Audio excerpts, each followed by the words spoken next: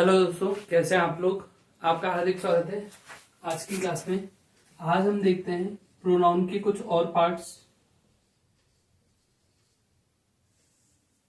कल हमने personal pronoun के बारे में पढ़ा था और एक चार्ट की मदद से हमने उसके केसेस भी देखे थे कि सब्जेक्टिव केस में कौन आता है और ऑब्जेक्टिव केस में कौन आता है। ठीक है, उस पर हमारी बातचीत चल रही थी।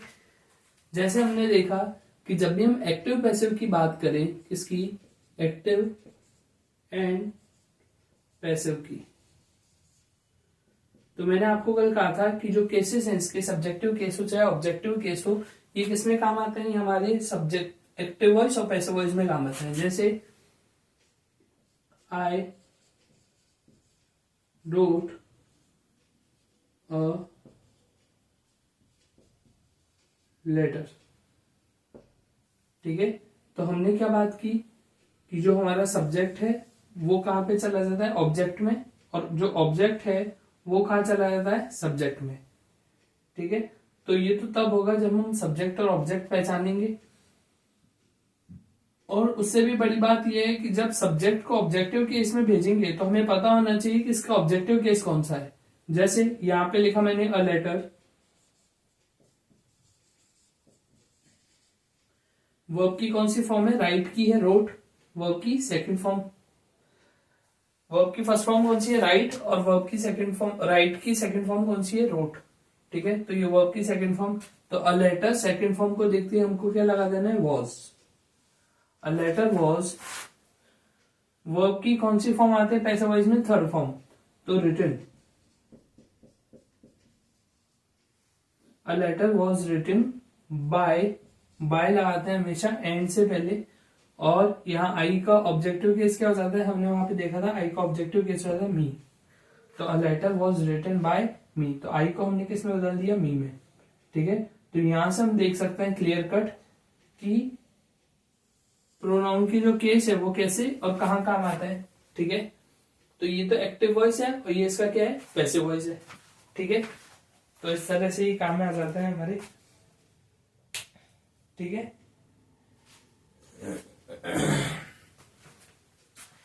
सबसे बड़ा एक रूल लिख लो प्रोनाउन के रिगार्डिंग, सबसे इंपॉर्टेंट रूल लिखवा रहा हूं अब तक का।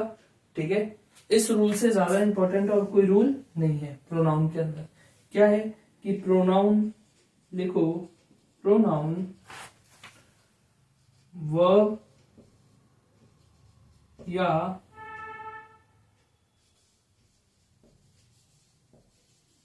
प्रीपोजिशन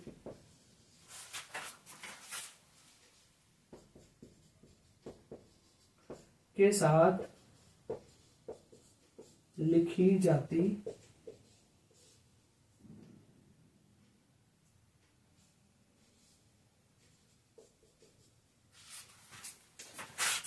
प्रोनाउन वर्ब या प्रीपोजिशन के साथ लिखी जाती है। ठीक है, जैसे फॉर एग्जाम्पल दिस इज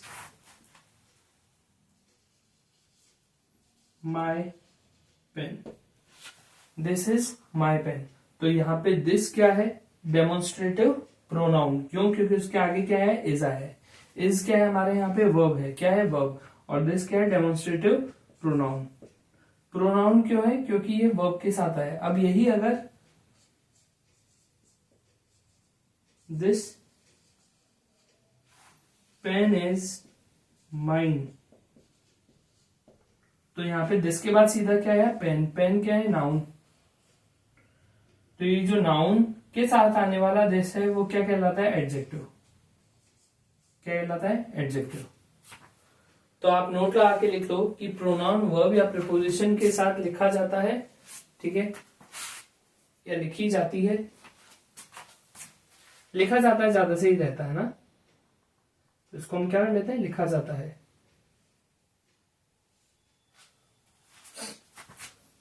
तो प्रोनाउन वर्ब या प्रीपोजिशन के साथ लिखा जाता है, जबकि यहां पे आगे ऐड करेंगे, जबकि एडजेक्टिव नाउन के साथ लिखा जाता है।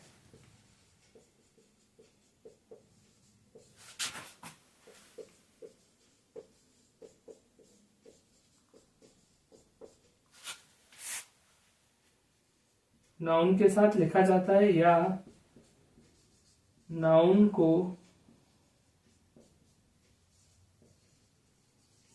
क्वालिफाई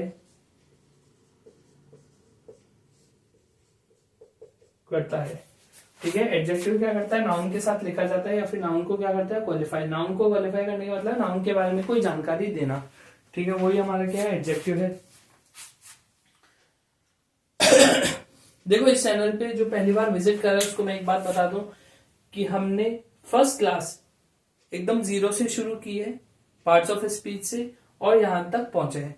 ठीक है, तो अगर आपको भी यहां तक पढ़ना है तो पहले चैनल को क्या कर ले, सब्सक्राइब कर ले, उसके बाद पहली क्लास से लेके अब तक देखें, है ना। अगर आपने शुरू में क्लास मिस कर दी है, कोई बात नहीं, एक दिन में हम 2 क्लासेस देख ले तो हम यहाँ तक आराम से पहुंच सकते हैं साथ के, और उसके बाद रोज की 1 क्लास देखना शुरू कर दीजिए।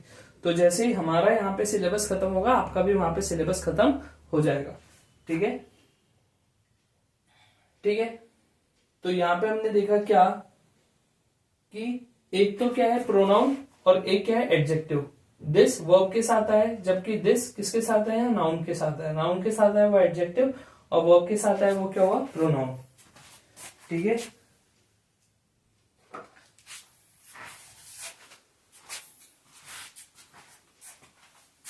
फिर आगे बढ़े। चलो, मैं 2 सेकंड का गैप इसलिए दे देता हूं ताकि आप लोग क्या कर सकें, स्क्रीनशॉट ले सकें या इसको उतार सकें। ठीक है, फिर देखें आगे।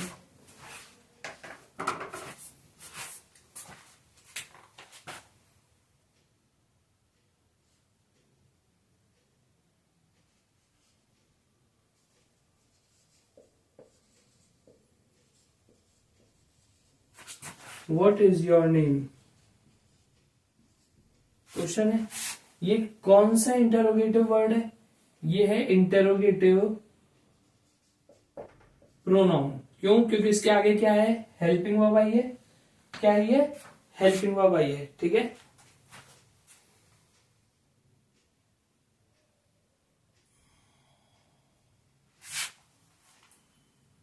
इसके साथ क्या है, ये वर्ब। लेकिन यहां पे देखो,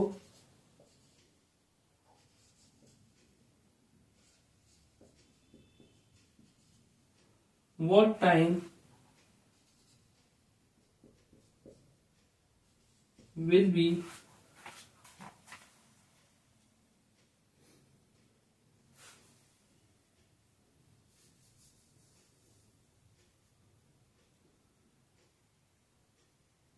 what time will be correct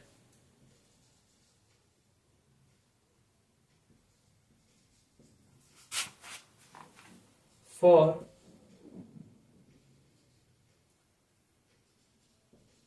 me to meet you। ठीक है, तो यहां पे जो व्हाट है वो क्या है हमारा, यहां पे है इंटेरोगेटिव एडजेक्टिव। क्या है, इंटेरोगेटिव एडजेक्टिव। देखो, व्हाट के बाद सीधा क्या है, टाइम क्या है हमारा, नाउन। नाउन के बारे में कौन बताता है, एडजेक्टिव बताता है। तो what time will be correct for me to meet you.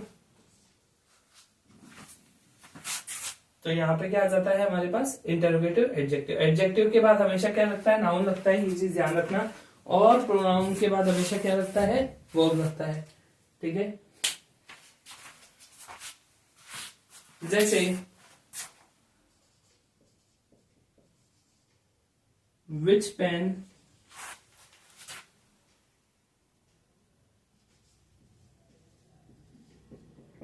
You will choose.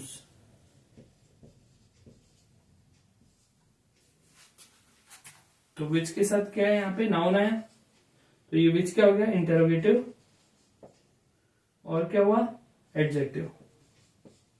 ये एडजेक्टिव किससे पहले आता है, नाउन से पहले आता है।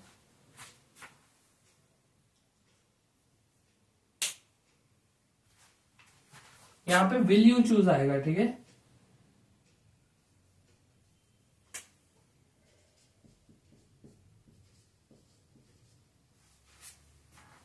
विच पेन विल यू चूज। ठीक है,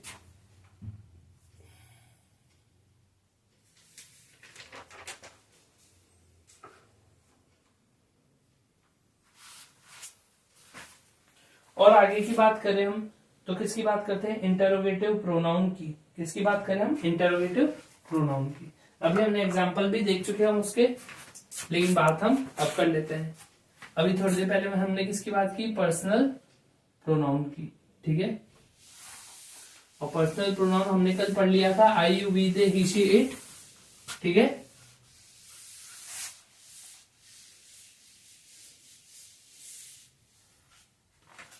अब बात करते हैं हम इंटरोगेटिव प्रोनाउन की। देखो कौन से नंबर पे आता है, 5।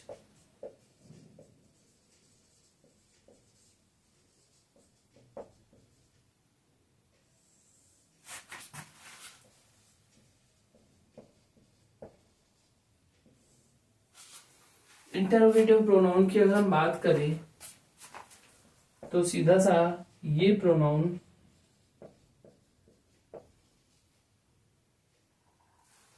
प्रश्न पूछने के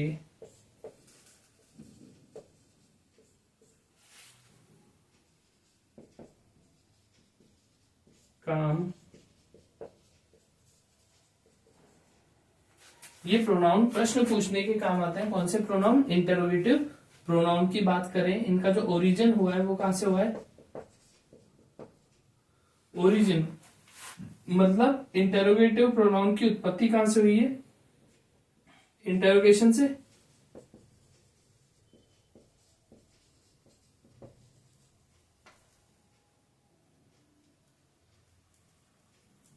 इंटरोगेशन मतलब पूछताछ। ठीक है, उससे किसकी उत्पत्ति, इंटरोगेटिव प्रोनाउन की। तो इंटरोगेटिव प्रोनाउन में ज्यादातर कौन से शब्द आते हैं, WH फैमिली वाले शब्द आते हैं। ठीक है, और क्या पूछने का काम करते हैं, क्वेश्चन पूछने का काम करते हैं। ठीक है, डेफिनेशन देख लो। डेफिनेशन हम ऐसी वैसी कोई डेफिनेशन लिखेंगे नहीं,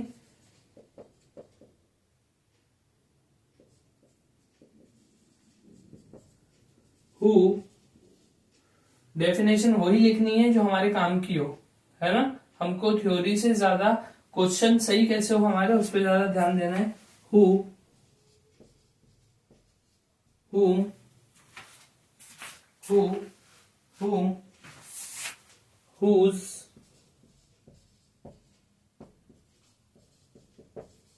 which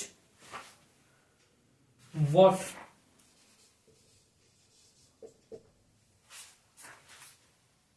whatever whoever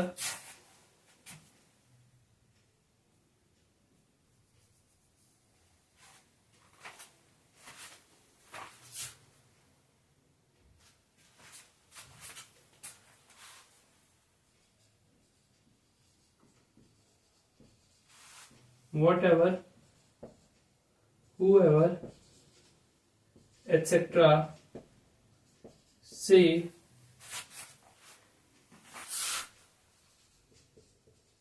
यदि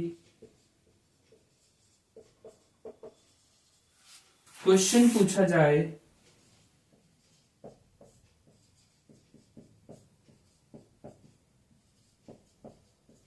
तो उसे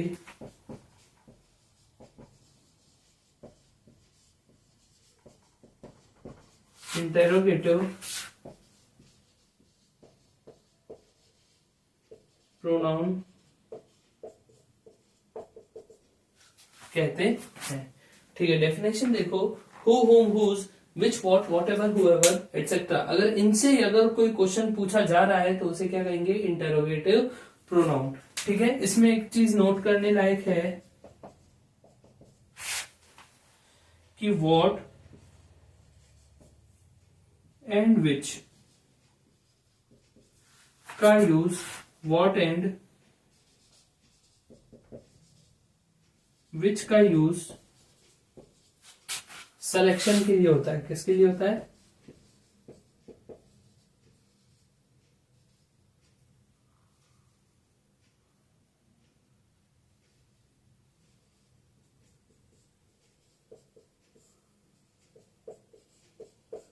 किसके लिए होता है, सिलेक्शन के लिए होता है। इसका मतलब क्या, अगर हम कोई भी क्वेश्चन व्हाट से पूछे या विच से पूछे तो हमारे पास सिलेक्शन के चांसेस हैं। जैसे अगर मैंने पूछा व्हाट इज योर नेम, तो जब तक आप मुझे अपना नाम नहीं बताएंगे, अगर मैं पूछता हूँ व्हाट इज योर नेम, है ना, और जब तक आपने मुझे अपना नाम नहीं बताया तब तक मैं कोई भी अनुमान लगा सकता हूँ कि इस इंसान का नाम ये हो सकता है, इस इंसान का नाम ये हो सकता है। मेरे पास अनुमान लगाने के लिए रेंज क्या बहुत बड़ी है, उसको कहते हैं सिलेक्शन। ठीक है, कि जब आप, जैसे आपसे कोई पूछे कि चलो बताओ मेरा नाम क्या है, तो हम क्या करते हैं कि यार मुझे तो नहीं पता, आप ही बता दो। और अगर सामने वाले ये कहते एक बार गेस करो मेरा नाम क्या हो सकता है, तो फिर हमारे पास सिलेक्शन के लिए क्या है, रेंज बहुत बड़ी है। तो जब हम किसी से क्वेश्चन पूछते हैं और वो अगर हमको ऐसा कह दे कि नहीं आंसर आप गेस करो एक बार, है ना, एक बार ऐसे ही तुक्का लगाओ कि मेरा नाम क्या हो सकता है, मेरा नाम बहुत ही अजीबोगरीब है, तो तब हमारे पास रेंज बहुत बड़ी हो जाती है किसी ना। और लेकिन जब कोई हम किसी को ऐसे पूछ लें कि which is your favourite book, तो बुक 3-4, भाई फेवरेट कितनी हो सकती है, 3 या 4, तो सिलेक्शन के लिए रेंज क्या है, बहुत कम है। कोई कह दे कि यार मैंने ये 4 बुक पढ़ी है, तो हम फिर पूछेंगे ना कि इन चारों में से आपकी फेवरेट कौन सी है, तो बोले अंदाजा लगाओ मेरी फेवरेट कौन सी है, तो हम उन चारों बुक में से किसी एक बुक का नाम लेंगे। तो फिर भी हमारे पास क्या है, सिलेक्शन का एक दायरा है, लेकिन वो क्या है, लिमिटेड है। तो व्हाट एंड विच का जो यूज है सिलेक्शन के लिए होता है, किसके सिलेक्शन के लिए, अंदाजा लगाना, है ना, उसके सिलेक्शन के लिए, अंदाजे के लिए, कि हम जो अंदाजा लगा रहे हैं, अंदाजे को ही क्या कहा जाता है, सिलेक्शन, गेस करना। ठीक है, तो देखो जब हम गैस करने लगे एंड गैस करने के लिए जो ऑप्शन है वो क्या है, बहुत ज्यादा, बहुत ज्यादा मतलब मैक्सिमम। क्या है, मैक्सिमम। जब हम किसी चीज को, आंसर को गैस करने लगे, आंसर गैस करने लगे एंड ऑप्शन क्या हो, मैक्सिमम हो, तो उसके लिए क्वेश्चन क्या पूछा जाएगा, व्हाट। जब भी किसी से व्हाट से कोई क्वेश्चन हम पूछ लेते हैं तो उसके अंदाजा लगाने की जो लिमिट है वो बहुत बढ़ जाती है। ठीक है, लेकिन अगर हम ऑप्शन क्या रखें,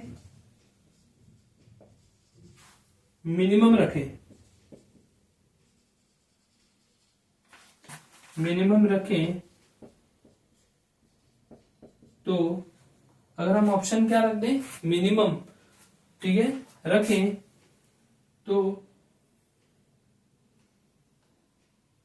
क्वेश्चन क्या होगा हमारे पास, क्वेश्चन विच से पूछा जा रहा है।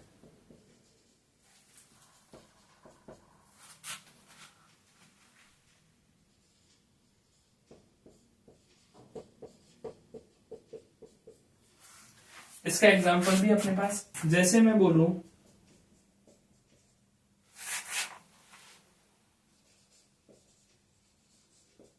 व्हाट इज योर, अपन पूछते हैं ना what is your mobile number, Govinda का एक गाना भी है ना, what is your dial number, what is mobile number. ठीक है, what is your mobile number. तो अगर मैं ये क्वेश्चन पूछ रहा हूं किसी से, what is your mobile number, और वो मुझे काउंटर क्वेश्चन करे, अच्छा आप ही अंदाजा लगाओ कि मेरा मोबाइल नंबर क्या हो सकता है, तो मेरे पास रेंज कितनी बड़ी है। सबसे पहले तो मेरे पास क्या है, 1 से लेके और 2 3 4 5 6 7 8 9 10, 1 से लेके 9 या फिर 1 से लेके 0 तक की गिनती है मेरे पास। ठीक है, 1 से लेके 0 तक, 1 से 9 और फिर 10 मतलब 0। ठीक है, अब इतने 10 नंबर है और उस 10 नंबर को मैं किस तरह से कोड में मिक्सिंग करूं कि मेरे पास उसके नंबर आ जाए, तो वो क्या है, सिलेक्शन का दायरा बहुत ज्यादा बढ़ जाता है। तो जब मैक्सिमम सिलेक्शन हो तो किसका यूज करेंगे हम, व्हाट का, किसका यूज करेंगे, व्हाट। और अगर मैं ये बोल दूं व्हाट इज योर हॉबी, तो हॉबी तो बहुत सारी होती है। किसी की हॉबी होती है बातचीत करना, मतलब कि अनगिनत हॉबीज होती है लोगों की। कुछ लोगों की हॉबी होती है ट्रेन के टिकट इकट्ठा करना। सबकी अपनी अपनी हॉबीज होती है। किसी की हॉबी होती है गाना गाना, किसी की हॉबी होती है डांस करना, ठीक है। तो बहुत सारी अलग अलग हॉबी होती है। तो जब हम अंदाजा लगाना मुश्किल हो जाए, क्योंकि ऑप्शन ही बहुत सारे, मैक्सिमम ऑप्शन है, तो हम किसका यूज करेंगे, व्हाट का यूज करेंगे। तो ये क्या हमारे पास interrogative pronoun.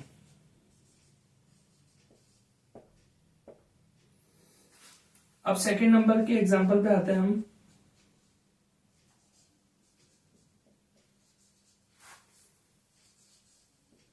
Which is your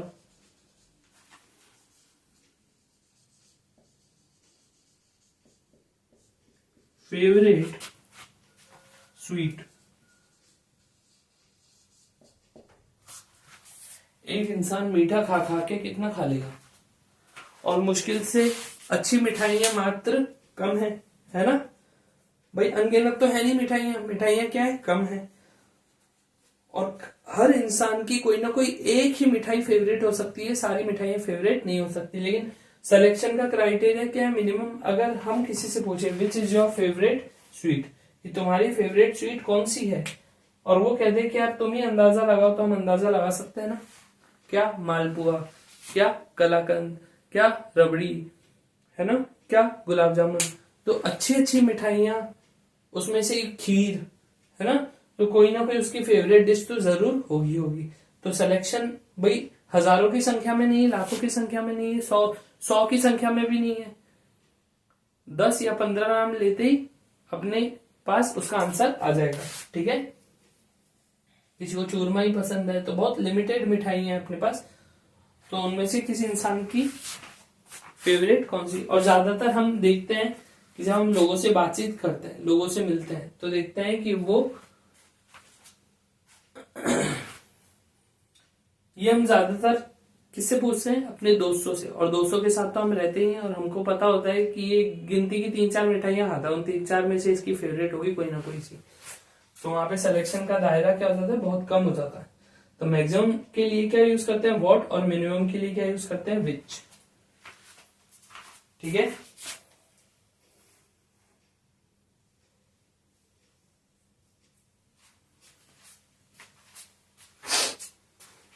जैसे देखो, एक क्वेश्चन की बात करें, ये उतार लिया होगा आप लोगों ने, नहीं उतारा तो एक बार आप लोग इसकी पिक्चर क्लिक कर सकते हैं, ठीक है ना।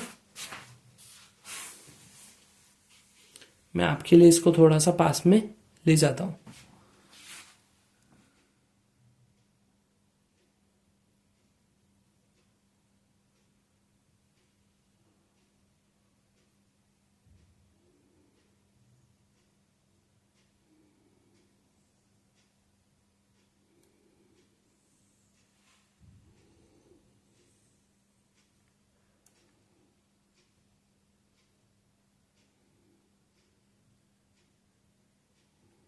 वैसे आप सबको दिख ही रहा होगा, ठीक है।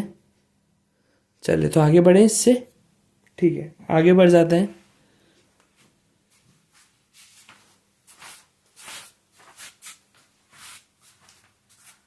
अगर आपको मेरा पढ़ाया हुआ समझ में आ रहा है तो सब्सक्राइब जरूर करना, बिना सब्सक्राइब के देख लेना फिर,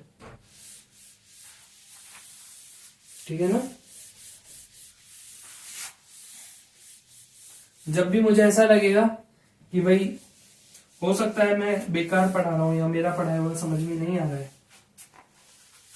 और आप लोगों ने सब्सक्राइब नहीं किया, शेयर नहीं किया, तो फिर आगे क्लास देनी बंद कर दूंगा मैं, ठीक है। फिर देखो, इंटेरोगेटिव प्रोनाउन के बाद हम बात करते हैं किसकी, रिलेटिव प्रोनाउन की। इसकी बात करते हैं रिलेटिव प्रोनाउन की। रिलेटिव प्रोनाउन की अगर हम बात करें तो क्या होता है रिलेटिव प्रोनाउन,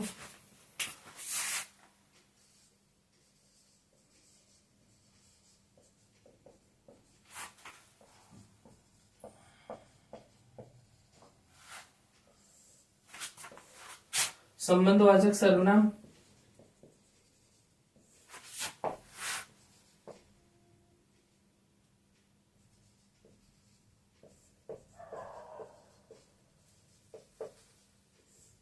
संबंधवाचक सर्वनाम की अगर हम बात करें तो संबंधवाचक सर्वनाम क्या होता है, या रिलेटिव प्रोनाउन क्या होता है। रिलेटिव प्रोनाउन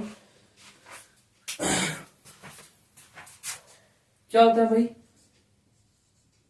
ये दो क्लॉजेस को CLAUSSES दो क्लॉजेस को जोड़ने का या फिर ज्वाइन करने का काम करते हैं। एक तरह से जॉइंट के रूप में होते हैं, ये ज्वाइन करने का काम, कनेक्ट करने का काम करते हैं ये, इनको दो क्लॉजेस को जोड़ने का काम। अब क्लॉजेस क्या है मैं पहले ही बता चुका हूं, फिर भी आप लोगों के लिए एक बार फिर से बता देते हैं। जैसे he is the boy who came late. अब यहां पे आप एक चीज ध्यान देंगे, यहां से लेके यहां तक कितने सेंटेंस हैं, सेंटेंस कितने हैं यहां पे, एक। सेंटेंस कितने हैं, तो सेंटेंस हमारे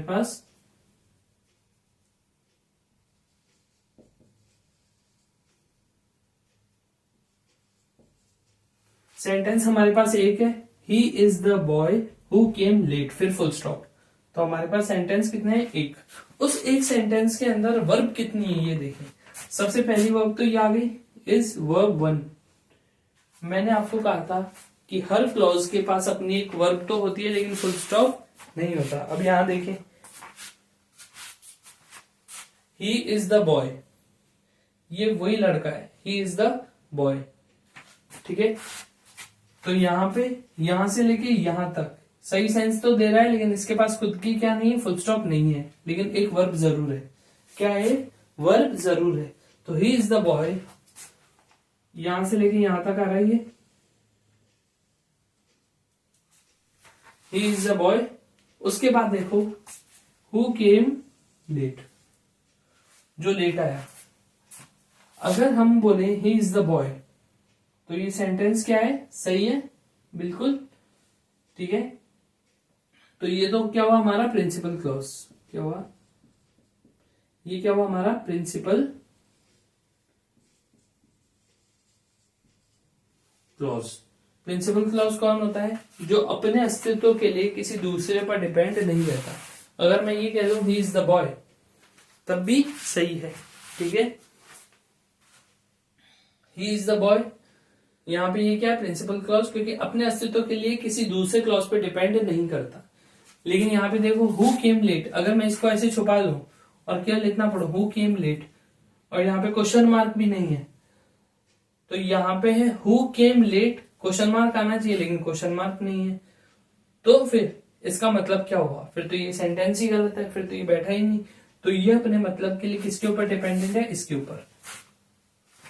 तो इसको क्या कहेंगे, सबऑर्डिनेट क्लॉज।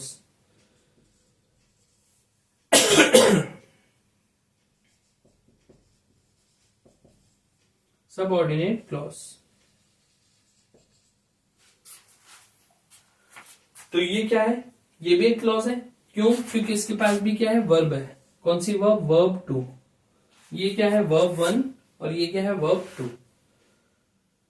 तो वो वर्ड्स का ग्रुप जो कोई ना कोई सेंस दे, जिनके पास अपनी खुद की एक वर्ब हो, ठीक है, और उनके पास क्या हो, फुल स्टॉप हो, तो वो तो क्या कहलाता है, सेंटेंस।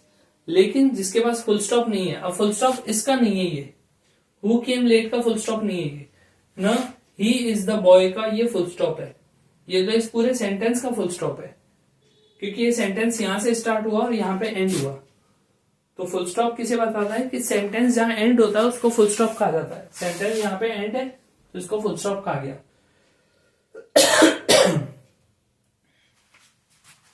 ये फुल स्टॉप नहीं है, मतलब ये एक सेंटेंस नहीं है क्योंकि इसका खुद का फुल स्टॉप नहीं है, ये भी सेंटेंस नहीं है क्योंकि इसका खुद का फुल स्टॉप नहीं है। एक मिनट है ना।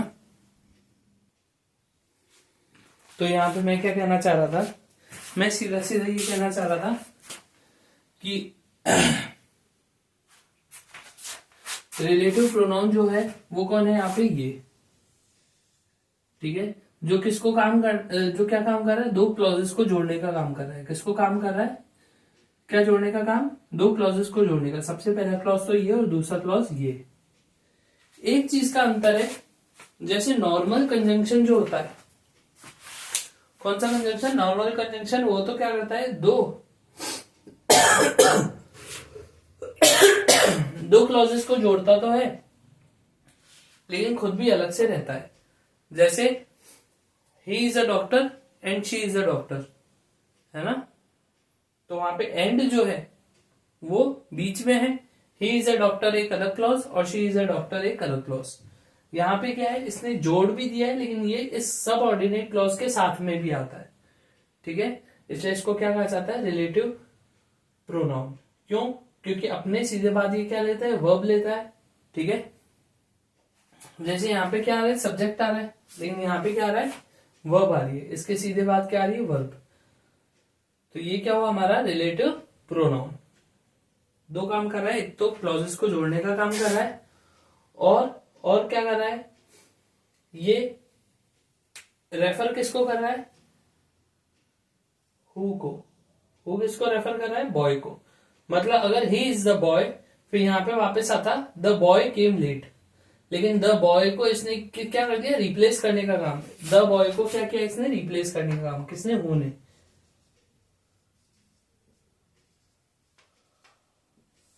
रिप्लेस करने का काम किसने किया, हु ने, ठीक है। नहीं तो अगर यहाँ हु नहीं होता तो द बॉय वापस आता, he is the boy came late, ठीक है। लेकिन यहाँ पे क्या आ गया, हु केम लेट, ठीक है। फिर देखो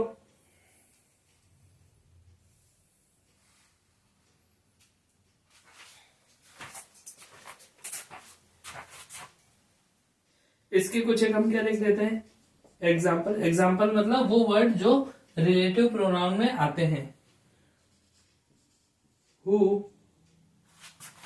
ठीक है, कौन कौन सा है, who, which, whose, who, which, whose, that, as, so। who, which, whose, that, as, so। अगर ये वर्ड किसी भी दो क्लॉज के बीच में आ जाए या फिर दो क्लॉजेस है उनके स्टार्टिंग में आ जाए और क्या करे, उन दोनों के बीच में कनेक्शन बिठाने का काम करे या उन दोनों को जोड़ने का काम करे, तो वहां पे हम क्या कहेंगे इनको, ये क्या है, रिलेटिव प्रोनाउन, ठीक है। फिर बात करते हैं आगे, कुछ एक एग्जांपल ले लेते हैं इसके, ठीक है।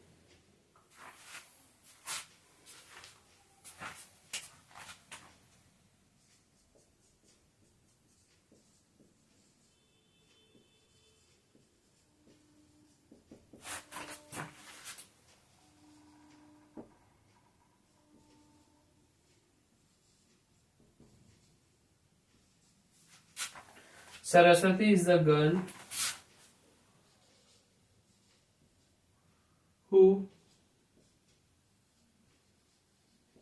cleared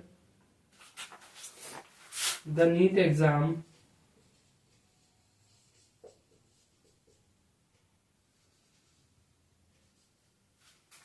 in her first attempt. In her first attempt.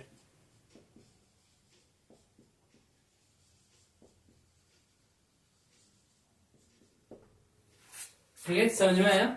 Saraswati is the girl who cleared, cleared क्या है, वर्ब है, और यहाँ पे क्या है, हु, ठीक है। और ये हु क्या है, relative pronoun. Saraswati is the girl, ये क्लॉज। फिर who cleared the NEET exam in her first attempt, ये कौन सा हुआ, सेकंड क्लॉज। और एक चीज हमेशा ध्यान रखना, जहां पे भी रिलेटिव प्रोनाउन आएगा उसके एंड में क्वेश्चन मार्क नहीं आएगा। हालांकि WH वर्ड है ये, लेकिन क्वेश्चन पूछने का काम नहीं कर रहा, ये तो दो क्लॉज को जोड़ने का काम कर रहा है। ठीक है, इसलिए सेंटेंस के एंड में क्वेश्चन मार्क नहीं आके क्या आएगा, केवल फुल स्टॉप। ठीक है, आज के लिए हम यहीं तक ही बात करते हैं, बाकी की बात हम कल करेंगे। Thank you so much.